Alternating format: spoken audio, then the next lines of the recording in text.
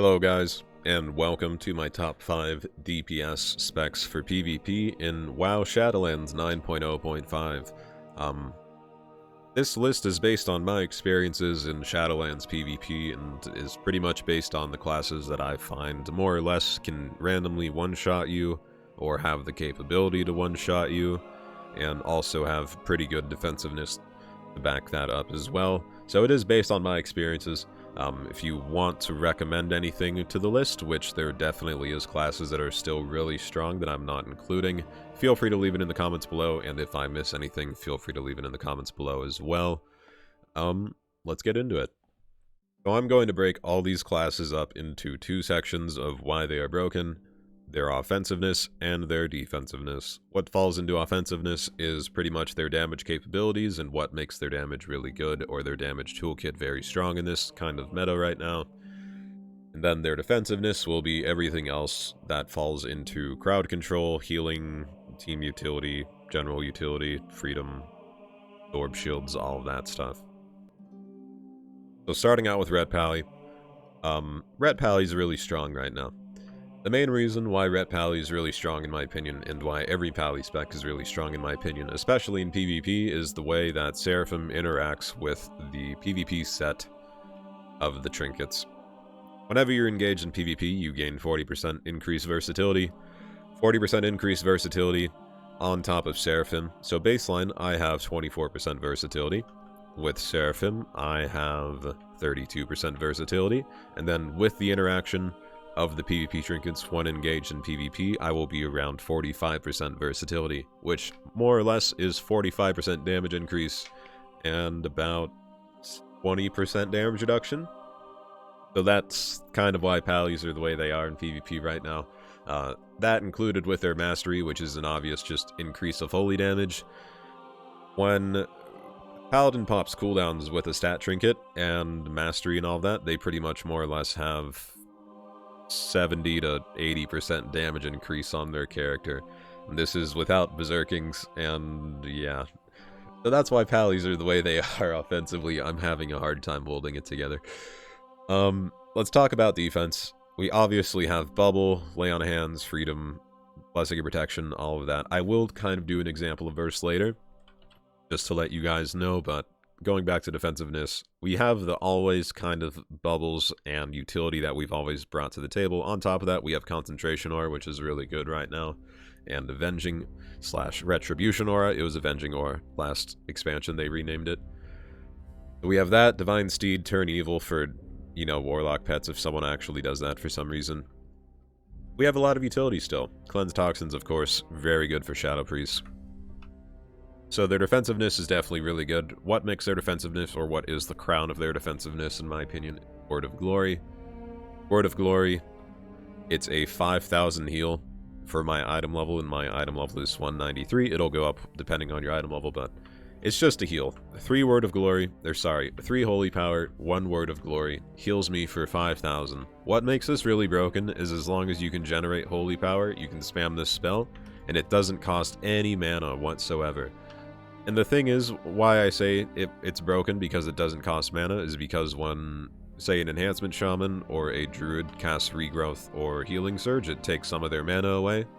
Whenever you cast Word of Glory, it doesn't. And then on top of that, you have Flash of Light healing as well. So that's kind of why our healing is strong, in my opinion, right now. And then we'll talk about the kind of damage here. So let's generate 3 Holy Power so we can pop cooldowns. We're going to pop Wings, Seraphim, and pretty much do the one-shot we're going to talk about here.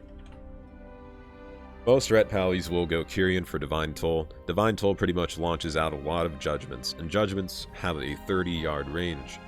When you pop all of your cooldowns and get that damage increase, it is still benefiting from Holy damage increase and the Versatility damage increase on top of Vengeance Aura damage increase, which is still there if you take it, which I'm not going to suggest or talk about it anymore, but if you take Vengeance Aura, it is just more damage increase. So back to Divine Toll and ranged. I think what makes Ret Pallies really strong right now is the fact we pretty much have a ranged one-shot.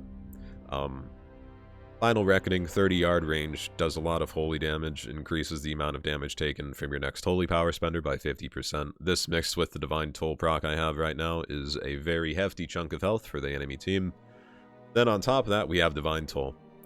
So, Seraphim, versatility, Divine Toll ranged, Final Reckoning ranged, Divine Storm damage increase from Final Reckoning, and all the damage increases that are still happening. That's why you're getting one shot by Ret Pallies randomly. Let's attempt the burst here. I'm probably going to do it wrong. I'm going to generate 3 holy power here, do this. I don't have Divine Toll, otherwise I'd use it, but most Ret Pallies would just Divine Toll here. And then Wake of Ashes, of course, is kind of the follow-up there. But yeah, the damage is definitely not bad. A lot of hard-hitting crits, for sure. And of course, you gain crit chance and damage increase from Avenging Wrath as well. So that's why Ret Pallies are one-shotting you, and why I think they're really defensive, and why they're really good right now, and why they're number 1 on the list. The number 2 on the list is Arms Warrior. I'm going to go over the defensive reasons first.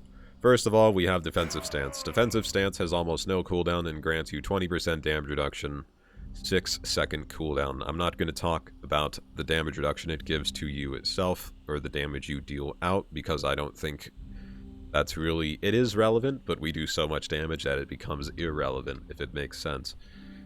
We have Defensive Stance. On top of that, we have Die by the Sword, 100% parry chance for 8 seconds, 30% damage reduction. On top of both those defensives already, we have Ignore Pain.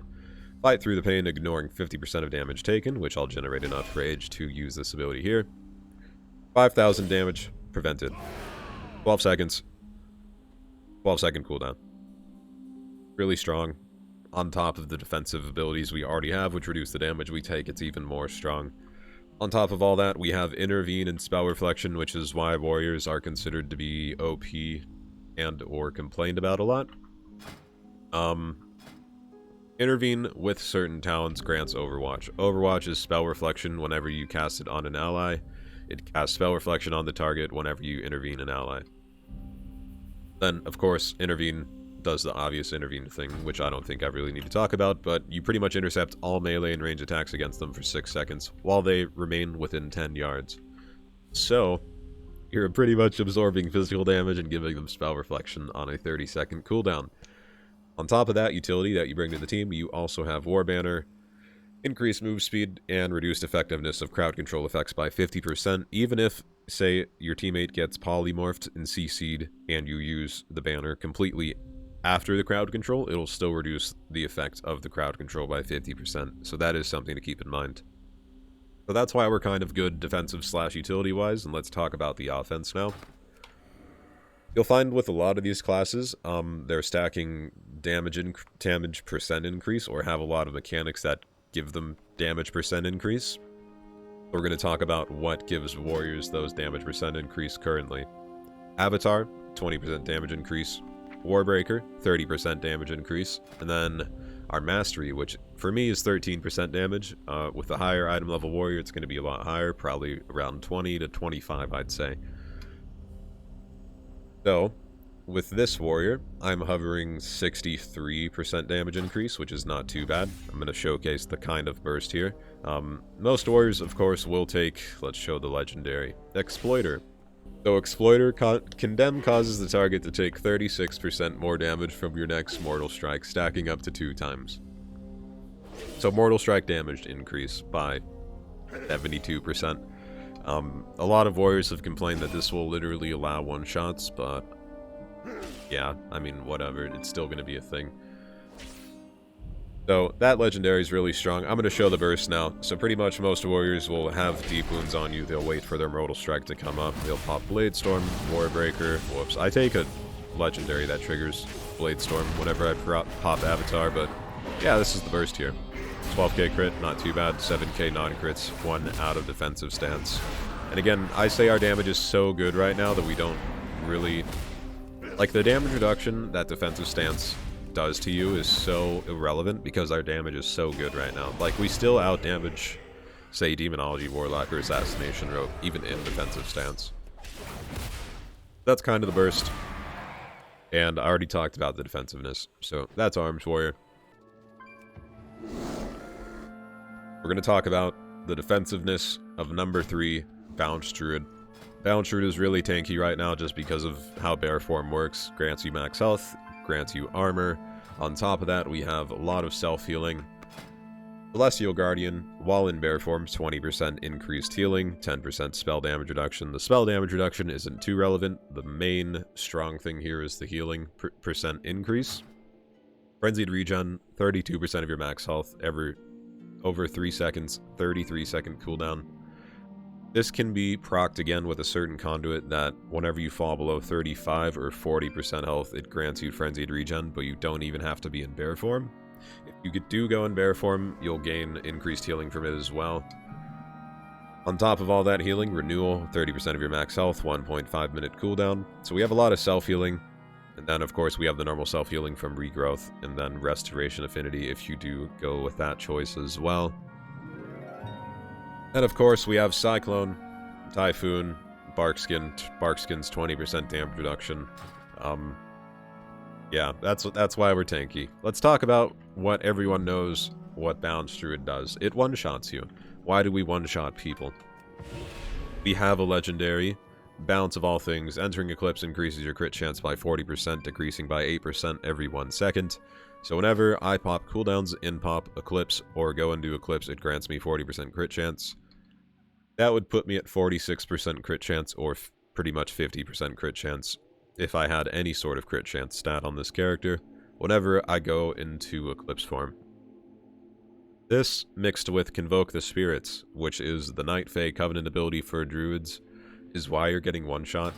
Druids are getting this legendary, popping all of their cooldowns, popping, I guess, their stat trinket, getting the mastery increase, which increases their spell damage by 17% or whatever their mastery is as well from the Covenant ability. And they're popping cooldowns on you, which I will showcase here. I'd like to note that some of these guys are gray level to me, so the damage will not be correct on those guys, but I'll try to just be hitting these two, the raid boss in front of me. So let's get into it. I'm not going to say this is what a Balanced Druid will do, but this is kind of their burst by my terms. So they'd probably open with Star Surge or use whatever existing Astral Power they have already, pop their Eclipse, get the crit chance, and then pop Convoke, and then just spam more Star Surges into you. But again, these Star Surges are hitting very hard. I'm hitting for 6,000. I'm at 188 item level.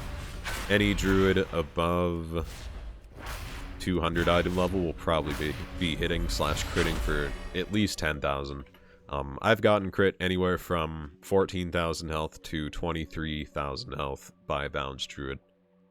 So that's why they're really strong. It's number 3 on the list. Now on to number 4.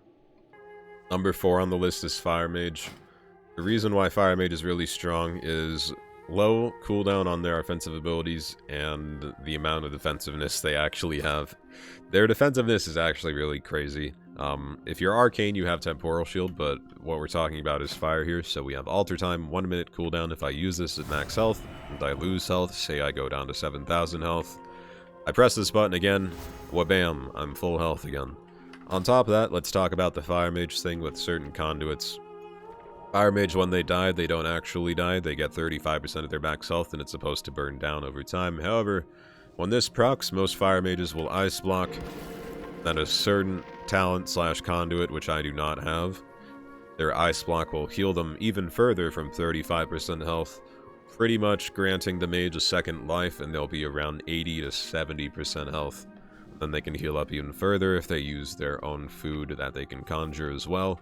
So that's why mages are kind of just having a second life on you sometimes. And then on top of that second life, if they're running Night Fae, they have the seed thing. The seed thing's, I guess, a third life if no one kills it, so 3 lives as a mage's, I guess that's a thing. On top of that, we have Blink, which is, you know, just you get away from someone. It's pretty self-explanatory. And then we have Mirror Image. Mirror Image is 20% damage reduction. As long as your mirror images stay alive, definitely pretty good. And then let's talk about the main OP reason why they're really, really defensive right now. Triune Ward. Triune Ward makes it so whenever you use a barrier, you gain the other two types of barriers at reduced effectiveness. However, what makes this incredibly strong is the fact that it still absorbs, when you have all three barriers, anywhere from 12,000 to 20,000 damage, and then you also gain the passive effects of all those barriers as well. The main broken one, in my opinion, is the frost slowing one, and then the arcane harmful spell reduction, which is by 25% through the arcane shield. So that, all of that, huge absorb shield, huge secondary effects, 25-second cooldown, and then on top of all that defensiveness that I've already talked about, we still have Sheep, Ring of Frost, Dragon's Breath, Polymorph, Invis.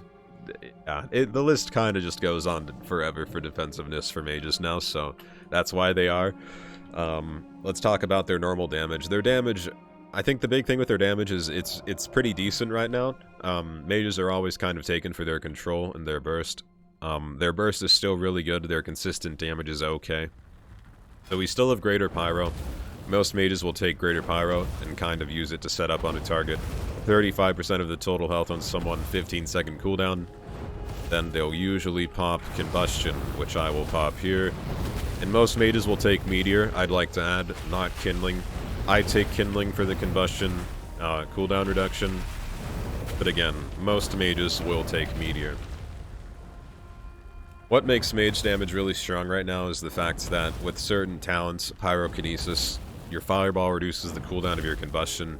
Your Combustion is, of course, the only thing that is your burst, pretty much, outside of your Stat Trinket and Rune of Power.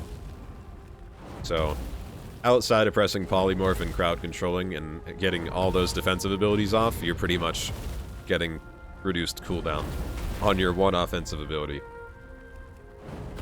So in my opinion, that's what makes Mage at number 4 spot right now and what puts it there. Let's move on to number 5. So number 5 on the list is Sub-Rogue. Sub-Rogue has been very consistently strong for the entirety of Shadowlands, to be honest. There's always been pretty good things about it. Let's talk about defensiveness. The defensiveness of Sub-Rogue has always been really good. We have a lot of control.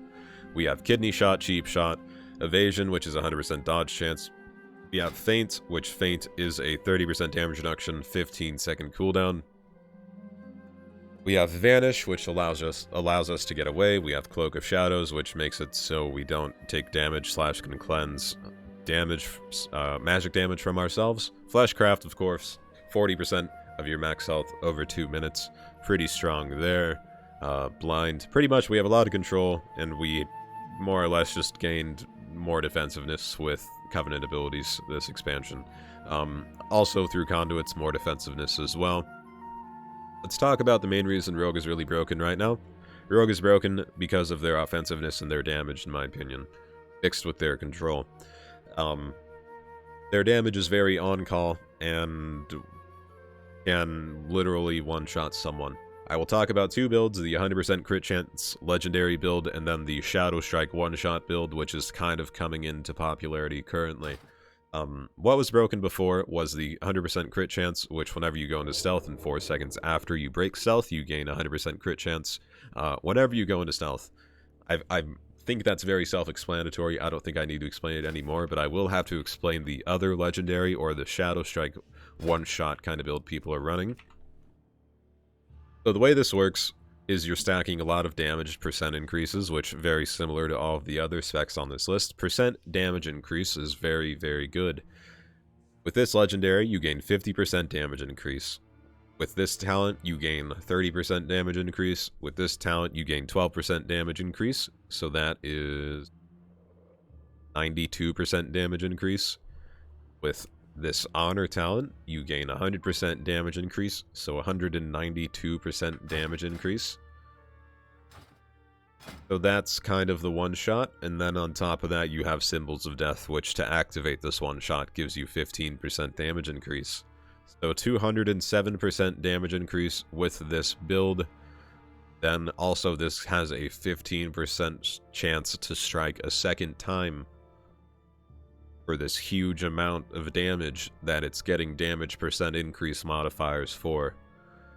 So this is the one-shot build.